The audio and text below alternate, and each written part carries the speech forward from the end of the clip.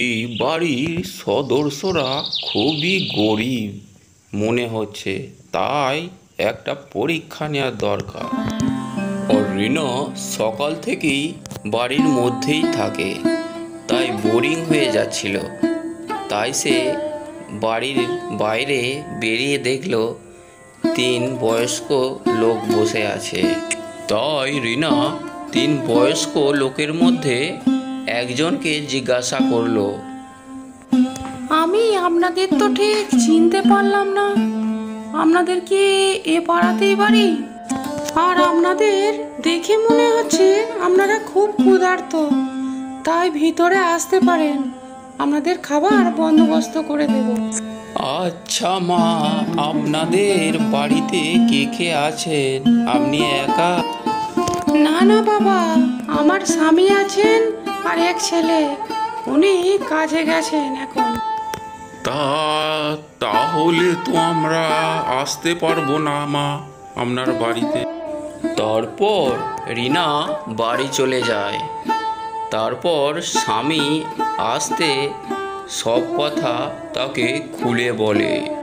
তার স্বামী প্রথম অসন্তুষ্ট হন, তারপর ওই বৃদ্ধকে আসার জন্য অনুরোধ করলো। তা বলছিলাম, ওরা তো তিনজনে আছেন, তা কাকে কাকে আনবো? আচ্ছা, তুমি এক কাজ করো, তুমি ওদের সকলকেই আসতে বলো, বলবে আমি আসতে বলেছি ওদের। এরপর রিনা আবার বাইরে চলে যায় ওই বৃদ্ধদের আনার জন্য। বাবারা, আপনারা ভেতরে চলুন, আমার স্বামী আপনাদের আসতে বলেছেন। কিন্তু মা, আমরা তো এইভাবে বাড়ির ভিতরে যেতে পারি না। কিন্তু কেন, আপনাদের কি সমস্যা এতে? তখন বৃদ্ধ লোকটা বলল, আমাদের মধ্যে একজনের নাম সম্পদ, এর একজনের নাম সাফল্য, আর আমার নাম ভালোবাসা। তাই আপনার স্বামীকে জিজ্ঞাসা করে আসুন একবার। তারপর রিমা আবার ঘরে স্বামীকে জিজ্ঞাসা করতে যায়। আর তারপর বয়স্ক লোকেদের সব কথা রিমা তার স্বামীকে জানায়। বাবা বাবা, অসাধারণ! আমরা বরং সম্পদকেই আমাদের বাড়িতে ডেকে আনি।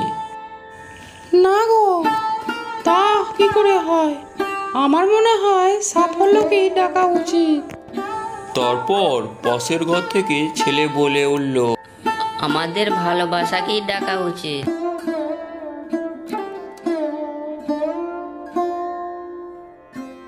তাহলে আমাদের ঘর ভালোবাসায় পূর্ণ হয়ে যাবে।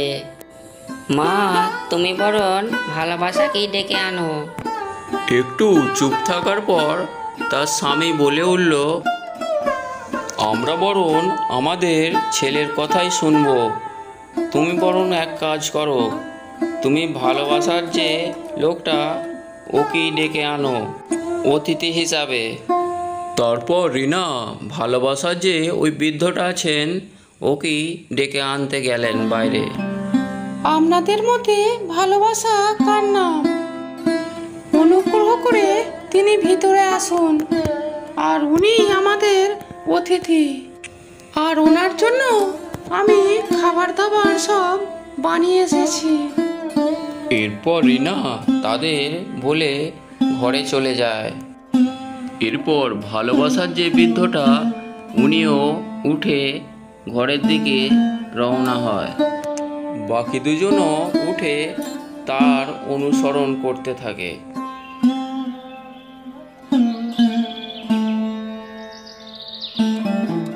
আর রিনা তিনজনকে দেখে খুব অবাক হয়ে যায়। আমি তো শুধু ভালোবাসার বৃদ্ধটাকে আসতে বলেছি, আর আপনারা দুজন এসেছেন কেন? দেখুন, আপনি যদি সম্পদকে ডাকতেন, আমরা দুজন ওখানেই বসে থাকতাম। আর আপনি যেহেতু আমায় ডেকেছেন, মানে ভালোবাসাকে, তা ওরা তো আসবেই। ভালোবাসা যেখানে যায় সম্পদ সাফল্য সেখানেই যায়। আর যেখানে ভালোবাসা থাকে সেখানে সম্পদ সাফল্যও থাকে।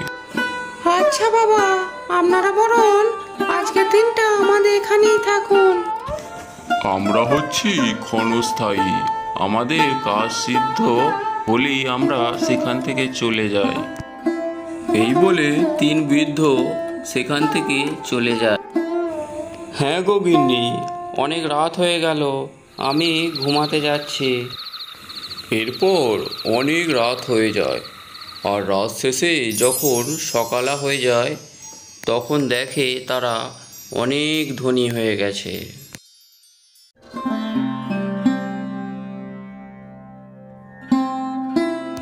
হ্যাঁ গো, বলছি আমরা তো অনেক ধনী হয়ে গেছি আজ।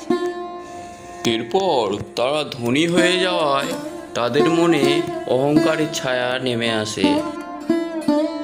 হ্যাঁ গো গিন্নি, বলছি আমি একটু বাজারের দিকে যাচ্ছি, দেখি সস্তায় মাছ কিছু পাওয়া যায় কি। আর বাজারঘাট যা পড়েছে তা তো আর বলার নয়। আচ্ছা, যাচ্ছ যাও, বেশি যেন টাকা পয়সা খরচ করা হয় না। আর এরপর রিমার স্বামী বাজারের দিকে চলে যায়।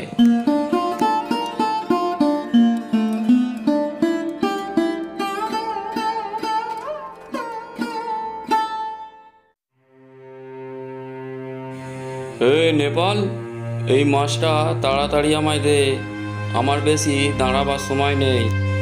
বলছি বাবু, আগের বাড়ি তো মাছ নিলেন, পয়সা তো দিয়ে গেলেন না। তাহলে তুই মাছটা দিবি নাই ঠিক করেছিস, তা দেখছি তুই কি করিস। এরপর মাছওয়ালাকে লাথি ঘুষি মারতে থাকে, তারপর বাড়ির উদ্দেশ্যে রওনা হয়। আর রতন আরও অহংকারী হয়ে পড়ে, সে ধরাকে সরা জ্ঞান করতে থাকে। কি গো, বাজার কই? না গো গিন্নি, বাজারের কিছুই আনা হয়নি। তারপর বাজারের সব ঘটনা তার বউ রিনাকে বলতে থাকে। তা তুমি একদম ঠিক করেছো, ছোট লোকগুলোর আজকাল দেখছি খুব আস্পর্ধা হয়ে গেছে। মা, কে আছো? দুটো ভিক্ষা দেবে? কি গো মা? এরপর রিনা বাড়ির বাইরে বের হয় এবং ভিখারিকে যাচ্ছে তাই ভাবে অপমান করতে থাকে।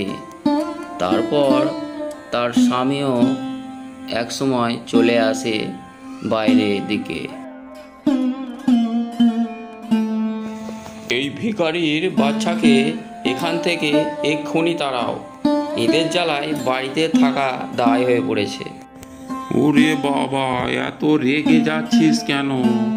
তোদের বাড়িতে অনেক বছর আগে এসেছিলাম, মনে আছে? তা এসেছিলে, তাতে আমার কি হলো? আর তখন ওই ভিখারি ছদ্মবেশী নানান রূপ দেখাতে থাকে তার। তোদের আমি পরীক্ষা নিচ্ছিলাম, তাই তোরা যেমন ছিলিস তেমনই থেকে যা। না বাবা, আপনি অন্তর্জামিন, এরকম করবেন না। কি গো, চেয়ারে দিনের বেলা কি ঘুমোচ্ছ নাকি? না গো গিন্নি, আমি একটা ঠাকুরের স্বপ্ন দেখছিলাম, দেখলাম স্বয়ং শিব আমাদের বাড়িতে এসেছেন আর আমরা অনেক ধনী হয়ে গেছি। এরপর রমেশ তার কাজে বেরিয়ে পড়ে সকাল সকাল। আর এই গল্পটা বাস্তবের সঙ্গে অনেকটাই মিল রয়েছে। মানুষ যখন অনেক টাকা পয়সা করে ফেলে, ধনী হয়ে যায়, তাই মানুষকে মানুষ বলে গণ্য করে না।